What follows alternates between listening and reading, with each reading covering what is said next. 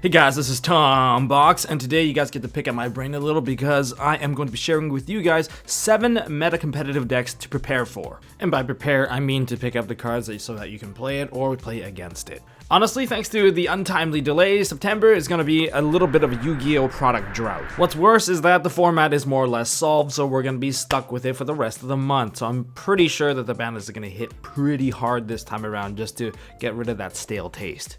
The first deck to keep in the back burners of our heads is going to be INZEKTORS, making its meta debut probably around December. We already know that they're going to be getting a spell card from the Create a Card campaign, and the World Premiere card is going to be in Grand Creators, and that's, well, all the way in December. So this is just one to keep in the back of our heads. But cards that you probably want to pick up for this particular archetype, well, all of your Dragonflies, your Hornets, and probably Centipedes. And speaking of Centipedes, the Astro Pack Centipede, the Tournament Pack level Centipede, is only a couple bucks right now. And I feel like people did not put one and one together. We know that they're getting a spell, but remember, INZEKTORS Centipede is able to fetch spells as well. They search for an INZEKTOR card to add to their hand. So if it special summons something from the deck or equips directly from the deck, why would it not be equivalent to a Dragonfly at this point? I mean, if it searches for something that special summons, isn't it just the same thing? Which makes Centipede a high value card as well, so just don't underestimate that. I feel like that card could go up in price as well. I know Nishi is the one that usually talks about prices, but I'm just going to give you guys suggestions of what you might want to pick up. Other things that you might want to pick up would be strategies involving insects, such as the new Link insects from Dawn of Majesty. Maybe just keep a couple of them around. They're pretty cheap right now, and especially one of them can help you get out of the insect lock. That's another one that you should keep in mind. And INZEKTORS is one of those decks that can just break an entire board down thanks to Hornet just popping everything. Just go, and it's like easy money right there. So keep in mind of that deck for sure, because the deck also can spam a ton of summons. The second deck, consider this one the calm before the storm. In Synchro Storm, LYRILUSC in October. Now this deck is going to have competitive level impact because the effects themselves are just ridiculously strong. At the worst, it becomes a rogue level deck where it has its own win con, plays much like Gren Maju. It doesn't really care about what your opponent puts onto the board because it's going to find different ways to OTK you. And if they go first, they're going to build a board where it's very difficult to kill them because Assembled Nightingale has blanketing protection to protect all their LYRILUSC monsters from battle and card effect destruction. And on top of that, you cannot take battle damage. And even if you wipe all the monsters off of the field, you still don't take battle damage, which essentially buys you a turn to go back to you. One card is enough to rebuild an OTK board. That's why they're really scary. With Barrel Canary coming out and the Bird Call, which makes, I guess, Tri-Brigade Bird also a very viable option, this is going to be another set to be very careful of. And yeah, the deck is mainly focused on playing just Xyz monster. For cards that you probably want to pick up, you probably want to pick up Harpy's Featherstorm just so that you can skip your opponent's turn. I mean, it comes out in Super, Ultra, and Common, so you guys can definitely pick these guys up. Also consider picking up a Psychic Blade. Now that you're able to attach a bunch of cards onto your Assembled Nightingale, a Psychic Blade with a monster that is able to attack directly multiple times can threaten lethal out of nowhere. And I highly recommend you guys try it out. And other cards you can probably pick up would be the Assembled Nightingale, Zeus, and of course Utopic Draco Future before they really skyrocket in price. All right, third deck. Finally, we're into November, and in November we get Burst of Destiny, and the rest of these decks here are all from Burst of Destiny, knowing that Burst of Destiny is going to be the one set that's going to change the game of Yu-Gi-Oh! For the rest of the entire year, moving on to 2022. First deck to look at, we're going to look at Branded or DESPIA Shaddoll. Either or, whether you play it pure or whether you play it with Shaddoll, it's up to you. They are the fusion-based archetype that we have to be very careful of. They already have some level of success already at extravaganzas right now, and they're not technically at full power. But nonetheless, they have the Floodgates of Winda. They have the super poly options to clear off your monsters, whether you play light or dark. They don't care. They are just going to fuse away your stuff. And it's ultimately a control fusion based deck that can really push for massive damage. I mean, they can reduce your stuff to 0. They can just eat up your monsters. They can floodgate you with Winda. And even their spell cards, their quick play spells, they are intended to be basically played during the, I guess, draw phase, so you can't really draw them, and they get Jubilation, which gives them free access to dumping their construct, their Apollo into the graveyard to set up their graveyard for the big plays. and they can add cards like the Ecclesia Virtuous in white, which is the new Ecclesia. They can search for Fallen of Albaz. Maybe we'll see a resurgence of the Fallen of Albaz. I don't think the current build plays too many of it, but I really don't know the builds too well. Cards you probably want to pick up, maybe Fallen of Albaz. We're not getting that structure deck until like next year, so if you want to play the deck, maybe you have to pick some of these up. You probably will also need the Alubirds, which are really expensive, but they could get even more expensive if they are going to do really well. So Despia, Branded Shaddoll, this is something that you might have to keep your eye on.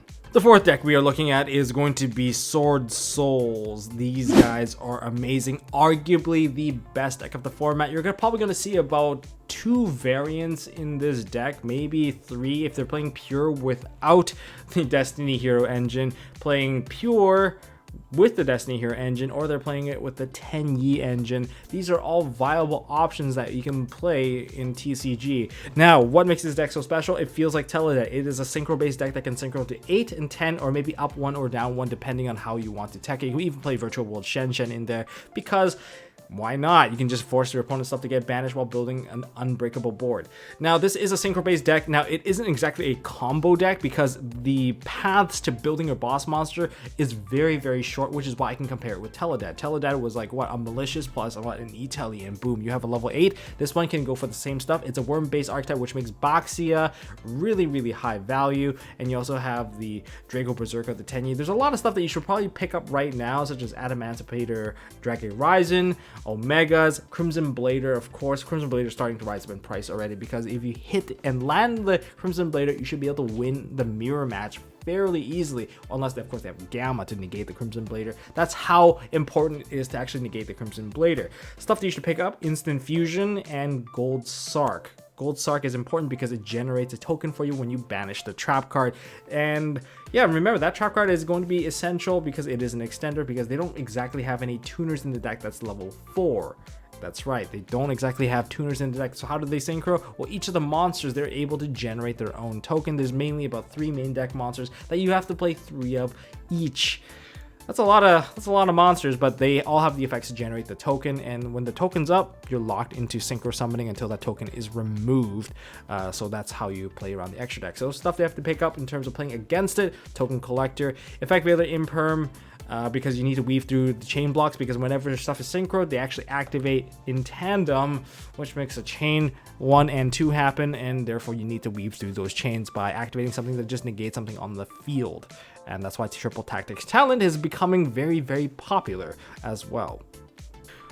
Deck number 5 is going to be FLUNDEREEZE, the most annoying anti-meta deck. I consider them anti-meta. Why? Because first of all, they play a ton of floodgates. Their monsters themselves are floodgates. The Emperor Penguin, all attack position, special summon monster can't activate their card effect. That's really bad. And they have 1 card plus 3s because they do not play special summon, but they get a ton of normal sequenced out normal summons, because whenever they successfully resolve their effect, FLUNDEREEZE will allow you at the end of it perform an additional normal summon, and that's how they can normal summon a ton of cards, a ton of searches. They have 2 key searchers, Robin and the Eagle. Eagle searches for high level monsters, Robin searches for low level birds, and low level bird into Eagle. Eagles is also low level bird into like the high level bird, and when you tribute them and summon them out, whenever the low level birds leave the field, they are banished. However, that's a good thing for them, because if they're banished and a new bird is normal summoned onto the field, they get to add those birds back to hand. It's hard once per turn, but hey, that means everything is free. 1 Robin leads to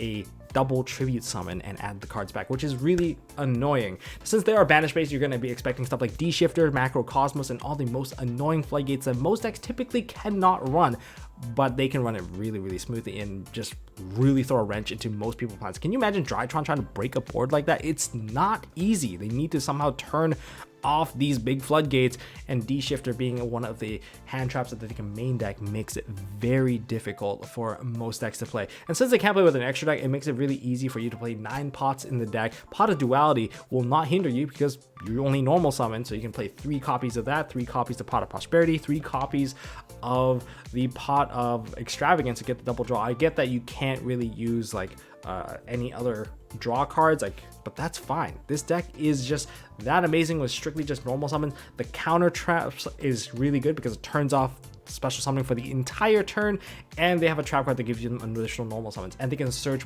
floodgate monsters like Barrier Statue and summon it out, or rise at you and ruin your draw phase. Mega Ryza is very devastating. It's going to control 2 of your cards on the field and 1 in either player's graveyard, and they can even recycle D-Shifter to keep you under D-Shifter forever. So that's why this deck is going to be one of the most annoying. What you got to pick up, probably Ryzas are things that you want to pick up. If you want to counter this deck, you probably need Lancias to deal with this, because they need to play the banish base to actually get their card stuff. They don't want to land stuff in the graveyard because that actually hurts them. So stuff to keep in mind. Those are the key cards. And don't forget to play Gold Sark, because if you have Gold Sark, you can chain block Ash Blossom, and then now they just really can't do anything. Deck number 6, Destiny Heroes. I haven't seen like a full build of what they can do, but in terms of an engine, Destroy Phoenix Enforcer is going to be the card that everyone's going to want, because they can shove it in there as an engine, much like the Dragoon package when everyone just used it. Maybe the Dragoon will die, maybe Verte Anaconda will actually finally go away, because this is another card that can be summoned out through the use of Verte Anaconda by sending the Fusion Destiny into the graveyard, and now you get yourself a free Destiny Hero Destroy Phoenix Enforcer. It's essentially TLDR, a quick effect Scrap Dragon that revives itself. Yeah, it can revive itself. I'm not going to go into the details of the effects yet, but you guys can read up on it on your own time. Now, as for Destiny Heroes on their own, because Fusion of Destiny can be easily played, it only locks you into Dark Heroes after it's been activated, so anyone can play, which makes it so that it's much easier to play in comparison to the Red Eyes Fusion. But in terms of Destiny Heroes themselves, they can definitely play with like Mask Hero Dark Law. They have Plasma, they can end on the board, making it very difficult for you to play. And Denier lets you cycle the Malicious, and that's essentially just 2 additional monsters that really push for that reach for damage in game. They can still go for Malicious Bane, they can still play the evil heroes. They're not exactly locked into just Destiny Hero, they're just locked into Dark Heroes, which, you know, most of the Vision Heroes, they're all dark. Destiny Heroes, they're all dark. They are really prone to build these big OTKs. And deck number 7 is going to be Evil Twins. All of the problems of Evil Twins have basically been solved by Konami now. Oh, they get killed by an Ash Blossom or an Effect Veiler. We'll give you Index Searchers and Extenders. Okay, so now that they have their Extenders, it makes it so that Ash and I guess Veiler not as effective, because they're still going to their bosses and still replenish their cards. They're still going to get the card draw, and they're still going to go into their boss, which leads to a 3200 attack. But not just that, it leads to actually 55 damage total just on its own, because it can turn back into the small ones, and if you haven't used their effects, you get to pop a card and draw a card. Whatever card advantage that you can activate, you get them all, and that's why it's really powerful. And even if you lock yourself into just Evil Twins, because you have such a significant boss, it's going to be amazing. All the problems more or less solved. You gotta have to play cards like Call by the Grave and Ghost Spell to take care of this stuff. So if you don't have these cards already, which you should for this format anyway, you should be picking those up. If you want to play the deck, you probably need the Sunny Snitch in this current set. Luckily, it's still relatively cheap right now, and you probably don't want to wait too long.